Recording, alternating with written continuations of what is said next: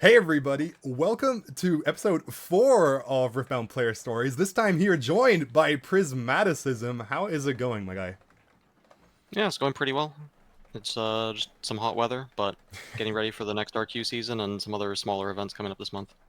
Yeah, exactly. It's a nice little break of our queues till, well, basically Vendetta, but we'll be talking about the upcoming release of Vendetta very, very soon. But why don't you tell people a bit more about yourself? I mean, besides the obvious of your immense awards, all your best of Annies, I think I added everything out. You've gotten 6 from 9 different regionals, if I'm not Yep, mistaken. I have Yeah. out of 9 of the best of Annies. I mean, like that right there is just if anyone knows how to play a deck, it's you right there. You've shown that this deck. I own it, right? But before all that, before Riftbound, where did you come from? You played a bit of Heroes of the Storm and then League of Runeterra. So do you want to talk a bit about that?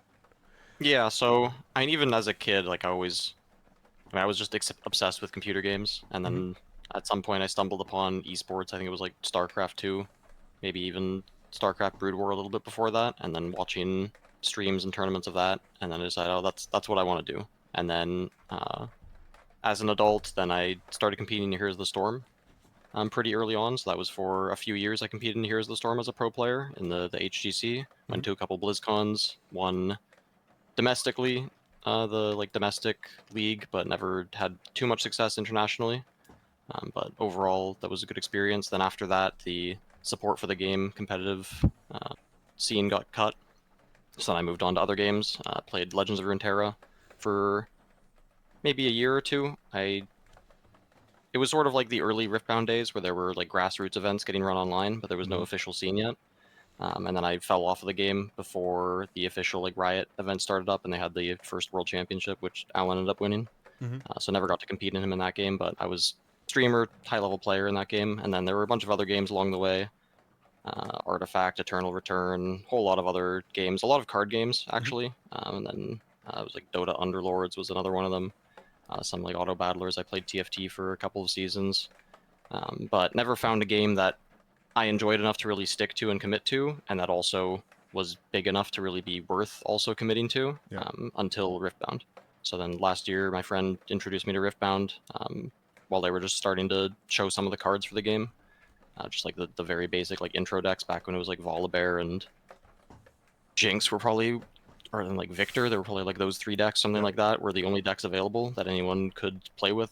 Those were the ones that had the cards to really even build a deck with. There weren't even enough cards in the other colors, and then enjoyed the game there. Really enjoyed the depth, the emergent complexity that it had, and then stuck with it.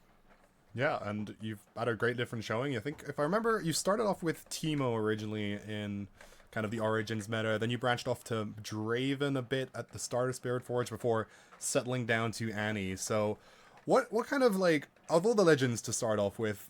What was your like brief flow through them? Like, why did you start off with Teemo, or maybe like not necessarily were interested with Annie right off the start? What kind of like what moment did you hit where you were like, wait a minute, this Annie legend, this is my deck? Uh, and that's interesting question. I guess Teemo, part of the choice was he was like more off meta, more of the fringe. Back in set one, it was Aurora, Master Yi, and Kaisa were the three decks, and then I mean, Annie did pop up right Mm-hmm. at Houston, out of nowhere, sort of, and then won the whole entire event. But that was a very different version of Annie. But Yeah. I always gravitate towards more of the like fringe, more off meta decks. I find that with if you follow the meta decks, then the deck lists are all pretty optimized. Players generally know what they're doing. There's a limit to how much you can outperform other players, Mm-hmm. or how much you can really innovate with those decks. Whereas on the fringe decks, it's like not as many people are working on it. There's not as many fresh ideas being generated, so you have a lot more of an edge in deck building, and also with understanding the deck and being able to play it better than other players. Mm-hmm. So in set two, I was playing Miracle Draven. It got banned, Yeah. and then I was trying to figure out what deck to play because there also wasn't a ton of time before the next regionals, and I was hoping that they would hit Miracle but not completely destroy it, and Mm-hmm. they'd leave a couple of cards that we could still use, and it would still function as a deck. I had some ideas in case that happened, but that didn't happen. So then I was left with, okay, what am I doing now? Because I can't play Teemo. Teemo was not nearly good enough at that point since set one. So the one card that I really gravitated towards was Ferris Forerunner. Mm-hmm. Even during the Miracle meta, that card was absurdly broken Yeah. and was still like that was part of the reason that mid-range Draven could compete with Miracle, and that was also I think a big part of the reason of why the Detonate Miracle list had so much success is because they had 2 or 3 Ferris Forerunners in their sideboard that they would just bring in every matchup probably, and then that would just win the game for them on its own. So I said, all right, this is the best card in the game. What's the best legend, best deck to abuse this card as much as possible? So I thought about like Rek'Sai, you could find it more consistently. Could just be Draven. Yeah. Like Volibear was another option, but then I settled on Annie because there was the one of the Chinese regionals. There was an Annie deck that won that was built around using. They were still building around like Sneaky Deckhand, but they also were built around Draven Vanquisher, who got banned, but then also Ferris Forerunner, and then using Flash and Fight or Flight and saying, this Ferris Forerunner, you can't answer it. You have to take combat against it, and then you just lose the game because you took combat against it. Yeah. So I was like, okay, Ferris Forerunner, Flash, I can play it, immediately have Flash up. There's no counterplay that exists at this point, and that seems like a good deck. So then I started working on Annie, and then stuck to it. And the rest is history at this point, right? You've just had success after success on the deck. And did you like expect that, or were you kind of like unsure at the start when you picked up Annie? Were you like, when you like first, you had your first regional with Annie, were you like, this is gonna be it, or did you have a bit of doubts on how successful this deck list would like run you? No, I definitely had doubts. Like my main practice partner is Alan. Yeah. So we spend a lot of time grinding, practicing every day. But I would also only get to practice against the deck that he's playing. So Right. I'm really familiar with the Ezreal matchup, and he's a really good player. And I mean, my general idea is if I can hold my own or do well against Alan in that matchup, then I should be doing pretty well against the rest of the field. But I do sort of have to figure it out as we go along. I mean, especially in set 2, there just didn't exist. There was no answer to a Ferris Forerunner with Flash. Yeah. So I could just say like, okay, I should just win every matchup because this is great. And then ended up being pretty true overall, where probably, I mean, players were telling me, like DeWaller was telling me, like, yeah, your deck is probably just the best deck in the format at this point. And I was like wondering why he didn't just go back to Annie instead of playing Draven when I 2-0'd him in one of the, I think it was in Atlanta in the Swiss day 2. But do you take credit of the deck being good, or of your just mastering of this deck list, right? Because you're the only player at that moment that was really known for being Annie, like being a person that was playing Annie. So is the deck just really, really good and you're just great at it? Or was the deck just like still very good, but it came down to more of just, you know, how to pilot it in all these different matchups? And or I think in set 2 it was definitely, and even in set 3 it's a combination. I think in set 2 it was the deck did a lot of work, but then I was also playing very well as a player. Like it definitely, I mean, it takes both to be able to win a regional, no matter what. Yeah. And then I think in set 3 it is a lot more. I mean, other players have caught up now. They have my deck to play with. There are other players trying to succeed with Annie, and then there it's definitely more so we're playing the same deck list, but I'm performing better than them. So it's definitely more of a player skill difference. Yeah. And with this Annie Legend, with the popularity of it, do you think like it was almost like a crutch for you because of how like other meta decks were? Do you think like if I swapped over to like the best meta deck, I could get even higher? Or to you, in your opinion, is Annie just as best that it goes and you got as far as you could have with it every time, and any time where you, let's say, necessarily didn't win, came down to just that single match where you didn't draw a card you needed or a mistake happened? No, I think,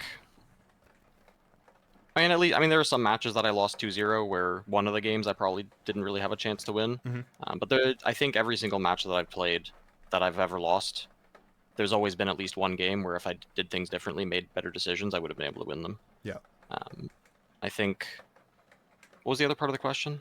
No, just like if you played a different legend, do you see yourself If I played a different, going yeah. further? So yeah. After the Miracle ban, I was thinking about playing Aurelia as well. That was the other main deck that I was working on. I built a more aggressive Aurelia list that had more early units, and then Heart of Dark Ice, and cut out the Guardian Angels and Zanyas. And the idea was, I'm not going to sacrifice the point lead early against when decks like Draven and Victor exist, where they can just end the game basically with an Imperial Decree or a Brynhir. So I'm going to fight them a lot earlier on for points. And that worked really well. Like the Victor matchup became very favorable. The Draven matchup improved. The problem was the Kai'Sa matchup got a lot harder because going second against Kai'Sa without Guardian Angel or Zanyas, you just can't develop Aurelia, and all of your small units just get destroyed. And the Aurelia mirror didn't change too much, but that was just, I just hated the Aurelia mirror. It was just, do you draw Stellacorn Herder or not? And that's the entire matchup basically. So I ended up switching off the deck. But I did have the idea that, like, I knew almost every Aurelia player was pretty terrible at the deck, and they were getting carried because the deck is so strong. And that if I were to play Aurelia, I would be able to outperform most of them. But even with that, the Aurelia mirror was just so based on Stellacore and Herder that it wouldn't really matter. There wasn't any room to outplay them when you just say, I play these pump spells, you play these pump spells, I play Defy, you play Defy. Yeah. There's no room to outplay them in the mirror match. So the Stellacore basically was just whoever got it first was able to draw the cards they needed to just match them. Yeah, and it's basically just a control matchup because even if you get way ahead on points, you can't finish the game. If your opponent has an Aurelia and has more pump spells in hand than you can never beat her anymore. So you just can't win. And I still maintain that position now. Like I think, as a general rule that I have or idea that I have is that any deck where like a no-name player that doesn't consistently perform at events can just make a top 8. Yeah. I'm not saying they get carried by the deck. There definitely have been players that made top 8 that say, not sure how they really got here. But I'd say like those decks, those main meta decks, are the ones that are so strong that players that are lower skill can get carried by their deck and still perform well. But if they were to switch off of any of those decks and play a more fringe deck, if they were to switch to Annie, switch to Ezreal, switch to Azir, switch to anything like that, they would not have nearly the same level of success. No, cool. I like those thoughts. I mean, to end on that, the one quote I think from you that I really like when you talk about your Annie deck was that this deck has no bad matchups, it only has bad pilots. So that's the kind of deck where I think that's one quote from you before. Yeah, Exactly. Yeah. So that's the quote.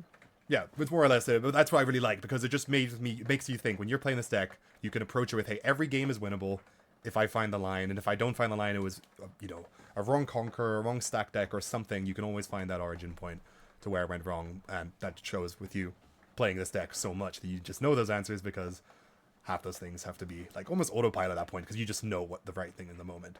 But when you built this deck, how do you go about like testing out cards and building it? Like when you're going to build your Annie deck, when you're swapping out from sets or in between regionals, what can make you differentiate from a card saying this card is bad or I'm using this card badly? How do you make those decisions on what's going in and what's going out?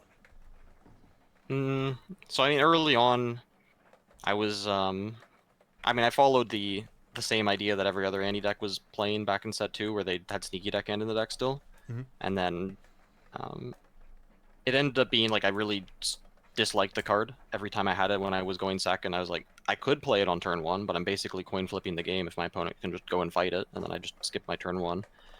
And then the breaking point was actually at Lille on the Friday. I wasn't in the pre-regional. I didn't realize they changed how you register for them, so then I was doing side events. Yeah. And the very first side event I went to, I play against a victor. I just lose the first round of the side event, and then because of sneaky deck end partly, I just say, okay, I'm done with this card. Take them all out, replace them with Rex size, and then that was a big part of that decision. Yeah. And I think with cards in general, you have to evaluate, like sort of keep in mind the idea, like if I had this card in hand right now, would it be useful? Or like throughout an entire game, when would this card be useful? Would it be useful at all? Or the idea, I have this card, has it actually been useful? How long has it been sitting in my hand, not doing anything? How many situations does it actually come up where I need this card in a game? So that's, like, it takes a lot of effort to keep track of that, especially when you don't have the card in hand, thinking I need this card now. But that's really that you have to do to evaluate the card. All right, now for someone who's like looking into your Annie deck, there's certain cards that they might consider were good and you've cut them out in your like sideboarding if they follow your deck listing between it. So one of them is Falling Star. I believe up until Utrecht regional you were using that in your sideboard, which I'm presuming is against matchups where opponents like to keep units safe in their base, whether that's an Ezreal or a Victor and such. But that's how I at least understood the card. But now you since taking it out, was there any reason to no longer use it? Yeah, so it was only useful in a couple of matchups. Like one thing I do for sideboarding especially is I make a chart for every matchup where a card comes in or comes out.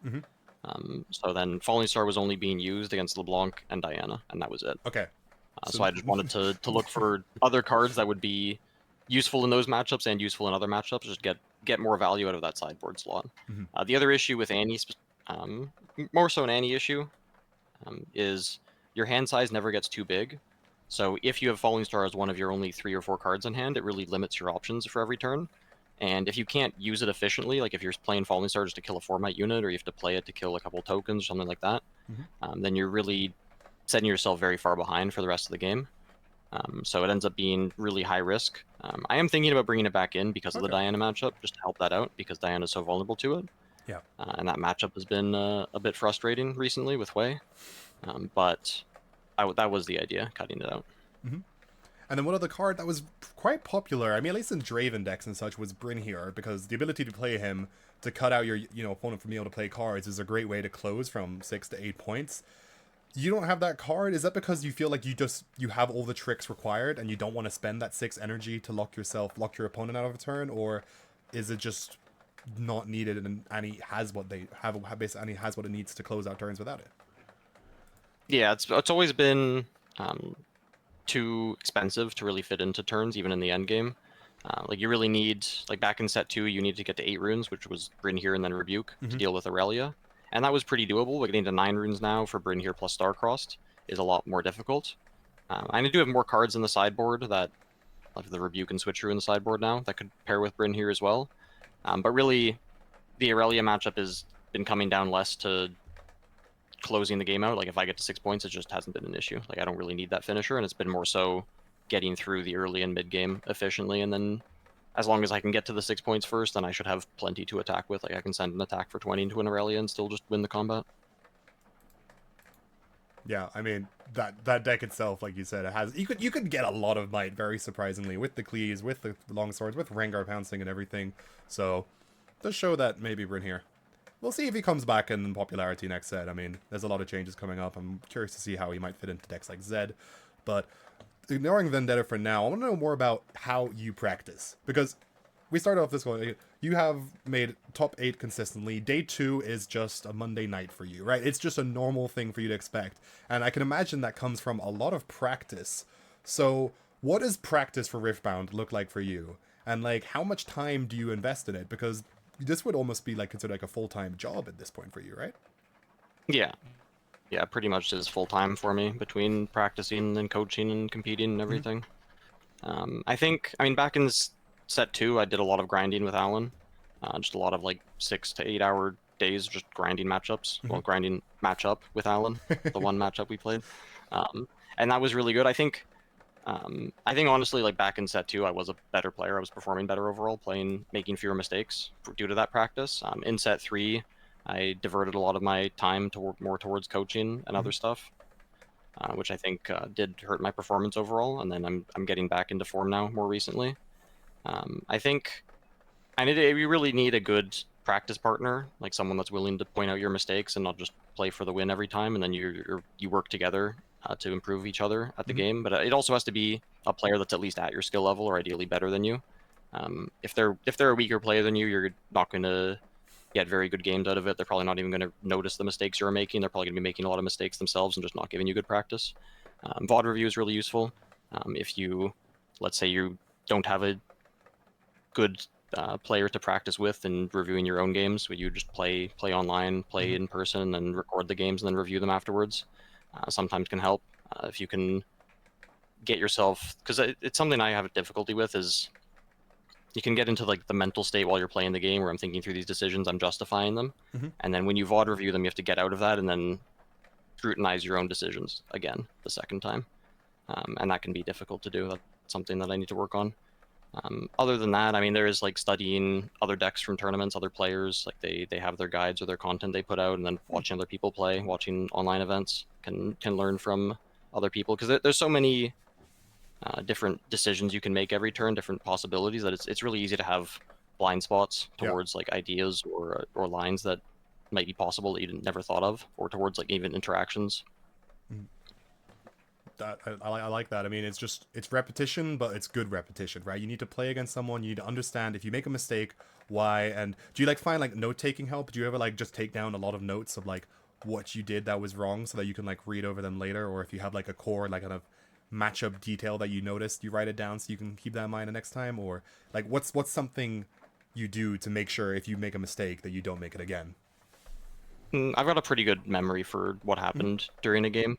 So I generally like review my games immediately afterwards, just in my head. Think Okay. about like, okay, this turn something must have gone wrong on this turn, so let me think about everything that could have happened there, All right. and then just like finding the mistake and then figuring out the reason behind it. Cool. And then to follow up on that, one last question on this side thing: if someone is, they're playing locals, they're winning their locals consistently, and they want to step up to the regional, right? They want to compete at a regional, they want to get to day 2, they want to work for their own best of whatever legend. What's like, what are like up to 3 biggest things that this person would need to do to practice to be better? Whether that's just playing the game more or being more reflective on the notes. Like, what are the top things for this specific player to level up? And the Runes and Rift ladder is pretty good. I think I was a little bit skeptical of how strong the players were on it when I never saw any of them put up performances, but Bradykin got his top 4 Yeah. in Hartford, so that's proven me wrong. And then I think there's a few other good players there. There's Jay Chan is another one, and there's several other pretty good players that play on the ladder pretty consistently. Mm-hmm. So if you're willing to invest the time, you'd have to. I don't know how the matchmaking works exactly, but invest the time to rank up and then get matched against them consistently. Then that would be very good practice. I think practicing, if you're dedicated to a specific deck, a specific legend, then playing against it, playing the other side of the matchups against it would be very useful. Mm-hmm. Where you get to see what your opponent is probably thinking about, what their hands look like, and then maybe even see come up with ideas that you couldn't come up with when you're on the other side of the table. Third thing, definitely like preparing for the big tournaments. So like playing out your skirmishes fully, not splitting when you get immediately to a top cut or something like that. Like playing out the full like 8-10 hour days, getting used to that, getting used to the emotional pressure and the fatigue and all of that Yeah. comes with playing in a bigger event. Yeah, which is a fantastic point, because that was my next talking point. Wanted to go over the tournament mindset, right? These are long days, a lot of games day 1, then you have a very bad night's sleep usually between nights because of travel, time zone difference, and everything, and then you have day 2 coming up. So, what's your routine when it comes to these day 1s and day 2s? What do you do to kind of just help you keep your energy up and just manage out these long days? Yeah, so I try. I mean, ideally, I'd get 10 hours of sleep. The medication I take takes about 10 hours to wear out, but 8 hours minimum, Mm-hmm. and then try to set all of that up so that 10 hours after I take it is when my first match happens at the earliest. Mm-hmm. Eat something for breakfast, something like substantial for breakfast to have enough energy for the day, because there's a lot of the time there's not enough time to eat anything during the event. Yep. If your rounds are going long and then or maybe there's just not food vendors at the venue, stuff like that. Make sure that you stay hydrated, bring water bottles. You can refill at the events, at the RQs at least they have water coolers. I always carry around granola bars, some kind of energy bars Mm-hmm. to eat, because that's at least something fast that I can eat, and then at least keep my energy levels up if I can start to feel like I'm getting hungry, starting to get low on energy. Mm-hmm. And I do the push-ups if I get tilted after a match, especially frustrated, and that gets the negative energy, negative emotions out a bit, and then you know calms me down Nice. overall for going forward. I think I wrote down a list. I could just go and look at that. No, but I like that, because while you're looking at that, one of my questions was going to be, what do you do after? How do you reset after a bad round? So push-ups is the way. Just kind of Yeah, get that push-ups. physical kind of energy out. Just let it out in some way. Awesome. Yeah, because it just feels like, at least for me at least, it feels like there's all these like negative thoughts, negative emotions, Mm-hmm. just like going around after a loss, just like frustration at myself, anger at myself even, Mm-hmm. and then it's like you can't just, I don't know, you can't just start like screaming in the middle of a venue or something like that. You have to do something else, something that's not as destructive, I guess, to Mm-hmm. handle it all, and then calm back down. So, Is this a between games or a between rounds thing, though? You lose game 1, or well, you jumping on the rounds. floor doing some push? No, Okay. you can't do it between games. That wouldn't work. Awesome. And then you mentioned breakfast, which give me a spontaneous question. Is, you always hear about athletes and stuff. They have their like specific pre-game day breakfast. So if you could have anything, you have a chef ready to cook you a breakfast between these regional qualifiers, what would you ask for? And Anything. Oh boy. I do really like scrambled eggs. mm-hmm. I think at Atlanta, the hotel breakfast had some really good scrambled eggs that I enjoyed a lot. So that was crucial to winning. The scrambled eggs. Yeah. Let's see. What else would I actually want for breakfast? I wouldn't want anything complicated. Like I eat Greek yogurt with granola at home for Mhm. breakfast. So just something simple like that. Something that's not too complicated overall. Mhm. Cool. All right, and to finish on that point, what would you say separates players who, like, previously you mentioned you have players that like spike into these top eights through like good deck lists, and then you might not see them again and such. So, um, what would you say separates players who spike from one event or versus players that stay consistent throughout multiple regionals? I think a big part of it is just skill difference. Like I think the skill ceiling in this game is so high that there's enough room to be that much better of a player that you will just win every single time Mm-hmm. against a weaker opponent. I think that's the biggest part of it. Like you just don't even luck is no longer a factor, or like such a minimal factor that you should just be able to win anyway. And then instead of spiking, like you're not on this high roll day where you won every dice roll, you got every favorable matchup, you got lucky in every unfavorable matchup you ran into. Yep. You go into any matchup, you go into any dice roll, and you just win anyway, no matter what. And it's like these are pretty good players. Like if you're in the X and O or X1 bracket, these are pretty good players. Mm-hmm. So you do need to be very good in order to beat them consistently. But I can definitely tell like there's a noticeable difference. I think well, I guess I ended up in the X1 bracket in Hartford, and then I was getting paired down to the X2 bracket, and there's a pretty noticeable difference in the skill level, Yep. even there. Even from just like one loss difference, you notice the difference right away. Yeah, yeah. Okay. And then I mean there is some level of like being comfortable playing on the stream table on the feature matches, or like being comfortable playing in day 2, playing in those like upper brackets against other strong players. Like that probably is Mm-hmm. something that affects players that are not experienced, their mental, and affects their gameplay overall. Yep. All right. Now, with the end of BestOf Annies, right? Those have been retired. We can't get those anymore. I've heard you're going to be likely swapping over to something new. Now, since we don't exactly know what's coming up with Vendetta, which could be a huge factor for deciding what legend to play, what kind of style are you looking for when it comes to legend, whether it's existing or not? What's the game plan you would like it to have? I mean, I don't know. I guess it's kind of a style, kind of a game plan. Like I think I don't want to play a deck that has too linear of a game plan. Mm-hmm. That's like too easy to counter or is going to run have bad matchups. Like, I think that's a big part of why I've been consistently successful is because Annie's a deck that doesn't have bad matchups. So you can really just play well in any matchup to be able to win. You're not going to sit down. It's like Victor is an example where the Victor Annie matchup is unplayable for the Victor. Like just can't win. Yeah. It was one of the most one-sided matchups in most of the regionals. So just avoiding any deck like that, having like a flexible game plan that you can adjust to your opponent. You aren't forced into certain lines. You have a lot of options available to you. You have counterplay available regardless of what deck your opponent shows up, whether they're some kind of an aggressive deck or a control deck, or they're a unit-based deck, or they're a gear-based deck, or they're a spell-based deck. Yeah. And are there any parts of Annie that you're like would like Annie's game plan and style or cards you want to bring with, or are there any cards you're like happy to leave behind when coming to it, or is it going to be like keep it as similar as possible? I think, I mean, I do like how it makes some things a lot simpler when you always have energy available in the opponent's turn. Mm-hmm. Having those extra resources available can it applies a lot of pressure to opponents. Like I think that was part of Teemo's value as well, is you hide a card and your opponent doesn't know what hidden card it is, so they have to play around a lot more options than are actually there potentially. Mm-hmm. And Annie has that same pressure that she applies. I think like that rules out a lot of decks that are just say I'm going to tap out on my turn and just dump my hand and then go ahead do whatever you want. I don't think I'd like to play a deck with that sort of play style. Yep. I also don't think I'd want to play an aggressive deck. In general, they don't really have too many decisions to make. They're just trying to sprint for points. They've got pretty linear game plans. A control deck would be interesting. I would have to speed up my gameplay a bit in order to play a slower deck, Yeah. but I think I could have success with that. Yeah. Cool. And just some like more general questions about just Riftbound and such is what is a mistake that strong players that make in games that like you say you would notice, but that people with less experience don't notice? You're watching someone's replay and you're like, wow, that was a huge mistake. And then your friends watching with you or just someone else watching doesn't even see it. So what are some like big mistakes that people don't necessarily see that cause you a game in higher levels? Bigger mistakes.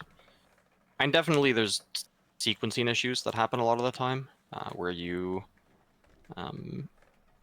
can change the order of your actions to either get more information out of the opponent, maybe force them to react to you, give you a reaction before you can fully commit to your play, or just making safer plays in general, where you can make basically the same play, but you change the order so you play around more possibilities from the opponent, or just sequencing like your card draw and other things where you can get more information before committing to your full turn.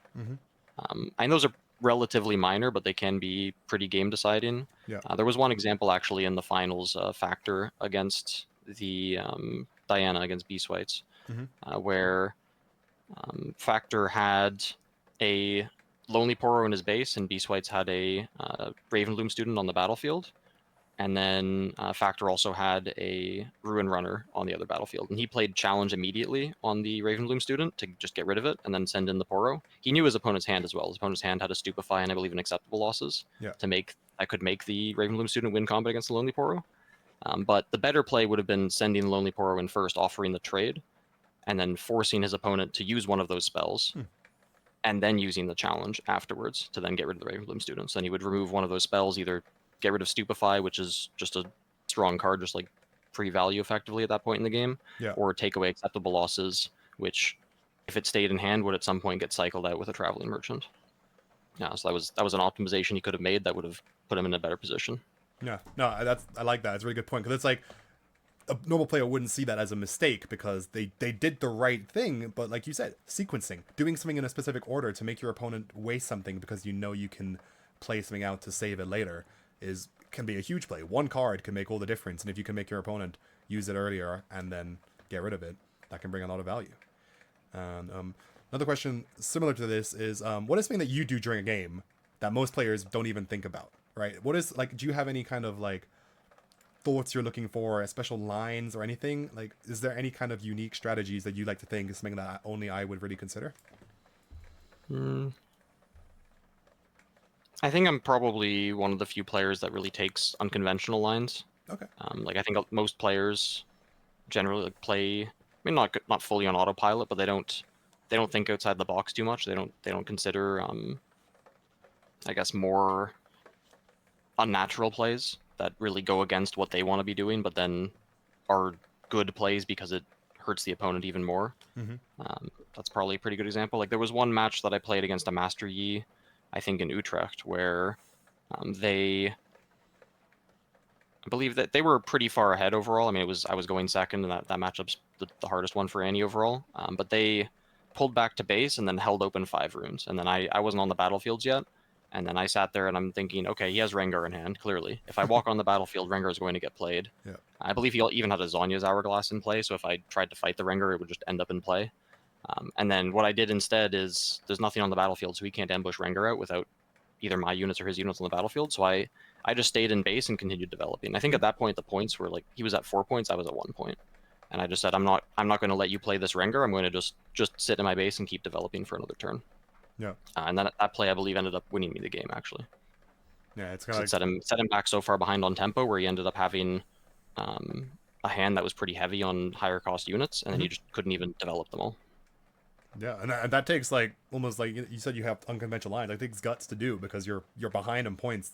The Yi player probably knew, hey, this guy needs to get some points now, but you knew, hey, I can take some time, I can develop here and come back later and make them essentially waste a turn by not playing out their units and not using all their energy. Oh, yeah. Okay, cool.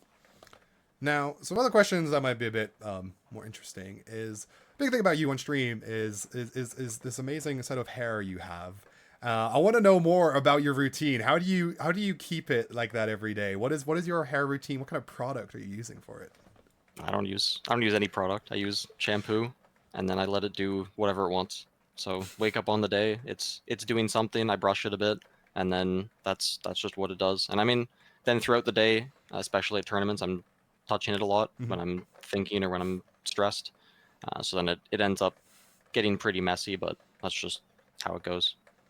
No, I have the Heimerdinger hair. The Heimerdinger hair. I haven't heard that. No, a lot of players I've spoken to, that's the whole thing they say. You know when Prismaticism is deep in thought, when the hands start ruffling through the hair, that's when the lines and everything's being calculated. So had to know Do you have it? Is there any? Is the shampoo a specific color, or is it just the one that you find off the shelf? No, it's just whatever shampoo. And it's half my time's traveling, so it's just hotel shampoo. Nice. Okay. And that was a card specific question.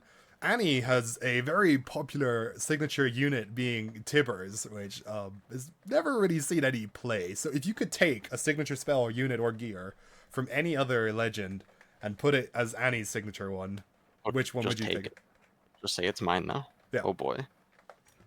Oh boy. I mean, there's like obvious ones like Defiant Dance would be broken, and that card's just broken in general. And like Moonfall would also be pretty broken. What's a more interesting one? You have compared Longsword to Spinning Axe. Is that something? Yeah, Spinning Axe would be pretty cool. That would just be the bigger longsword. That'd be nice to have. Let's see. Can I just filter to all of the signatures? Let's see. Are there any really interesting ones? Oh, Thrill of the Hunt. That would be fun. That would be quite fun to play with. That is Ride the Wind, but a lot better at reaction speed. What else could be good? Hmm. Stormbringer is too expensive with the 6. And there's not many signature spells. And there's a lot that Annie would abuse, because Yeah. I mean, Annie's legend ability is probably the strongest in the game, and that's why she's viable with a pretty mediocre chosen champion and no signature card. But anything really funny? I mean, a Cathian Rain would be nice to be able to hit backline units for once. Yep. Or just Super Mega Death Rocket. That wouldn't be terrible. I could see Super. So basically, there's a lot of options, but there are some that would be broken. Like you said, Defiant Dance, Moonfall. I mean, any of the reaction or action speed ones that are 2 mana or less would just always be amazing. And with the upcoming Vendetta Legends, are there any you're excited to try just from like a pure thematical standpoint, or just because it's this character from League of Legends? Are you like looking at one in particular, or? Not really. No. Okay. And maybe Jace will be interesting. We'll see what he ends up doing. Like definitely the opposite color pairings are going to be the most interesting, because that opens up a lot of new card combinations that couldn't exist before. But not really attached to the characters too much. Okay, so you're more looking just the color combinations is what? Yeah, I'm much more of like a mechanical player. Yeah. Cool. All right, well, that's really it for all my questions. So, Prismaticism, again, thank you so much for taking this time. Are there any specific shout-outs you want to do? You've recently released a Annie guide. Do you want to tell everybody a bit more about that? Yeah, so I did just release an Annie guide. Unfortunately, too late to use her in RQs, at least for going for a best of. You can still use her to go for top 64, and there will be the regionals at the end of the year, I believe. So you can still use Annie there, and then you can also just go farm skirmishes with her. So it's still a very strong deck. No bad matchups, as I said before. And yeah, and she's going to be remain relevant as well going forward every set, because I mean every set there's going to be new cards that she's going to be able to abuse with her legend ability. And that's just always going to make her stronger. And there's a lot of room for improvement in the Annie deck. I think there are a lot of cards that are there because there aren't better options. It's definitely nowhere near the ceiling of how strong the deck can be. Do you still see people playing it even without the BestOf system in regionals and such? With Annie, it's because it's a harder deck to play. It's hard to say. Like I could definitely see people are going to be playing Master Yi, going into set 4. And then like people are still going to play Aurelia in set 5 and later on. Just those decks are just so strong that you would really never switch off of them. But yeah, there's probably going to be a few players on Annie, and it's definitely a deck that's always strong enough to get top 64. Nice. And where can people find you? Because you mentioned you did some coaching before. Is that something you do through Metafy as well, or are there other better places to reach you? So I do coaching, and the guide is on Metafy, metafy.gg/@Prismaticism, and then I've got Twitter @Prismaticismism. I've got twitch.tv/Prismat, which I was planning to get back to streaming this month, but then I ended up planning a whole bunch of traveling. So maybe I'll have some time, maybe this week, next week, to do some. But not nearly as much as I was initially hoping for. And then YouTube, which I believe is just Prismaticism as well.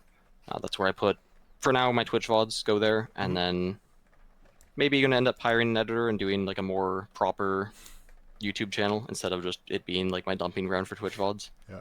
But yeah. Oh, great. And that reminded me of a question I forgot to ask earlier. Prismaticism. What's the origin story of that? You know, we'll leave that as our last question for the day. What's the origin story of this name? Oh, yeah. So I was trying to come up with a like fantasy name for an MMO. My friend was insisting that it had to be some kind of fantasy name. You can't just name yourself some like gamer speak. Way back when I was like even younger than a teenager. So then it was just saw the word prismatic and I thought, oh, that sounds cool. I'll just add ism on the end of it, and then that's my name, and that sounds good. It's good enough, and yeah, just sounds cool. I remember actually back in Heroes of the Storm, Kalaris, he used to cast StarCraft 2, and then he was casting the Here's the Storm event, and then he came up to me and he just said like Prismaticism. I love that name. It sounds so nice to say. Yeah. It's just yeah, remember that moment. Oh, great. Well, thanks again so much for the time. I presume you'll be at the next regional qualifier. So are you planning on going to there? Is that where people can Yeah, find you going next? to going to all of them. Yep. So I'm going to there's a PPG Dallas event that's next weekend, July 4th weekend, Mhm. and then I'm planning to go to the Chinese Nationals, assuming I get into the raffle. Yep. They have the raffle system. And then after that, there is a face-to-face games showdown in Ottawa that I'm going to be going to in early August. Mhm. And then, yeah, then the 3 regionals, so Barcelona, then Singapore, and then Los Angeles. Yeah. Great. Well, sounds like you got some busy time ahead of you. I wish you all the best of luck for those. Excited to see which new legend you end up on. And yeah, any other last closing minutes, closing things you want to say before? Any shout outs? Anything? Yeah, I mean, shout out to Alan, and then Randy, and all my other teammates, practice partners, Funk Monks, and then also Goobums, who I streamed with last weekend, actually, or last week, and then also compete against in Toronto. He's a local in Toronto. Mhm. Diwali, another local in Toronto, and then Thunder Trees Brandon, another very good player from Toronto. We got a lot of good players in Toronto, turns out.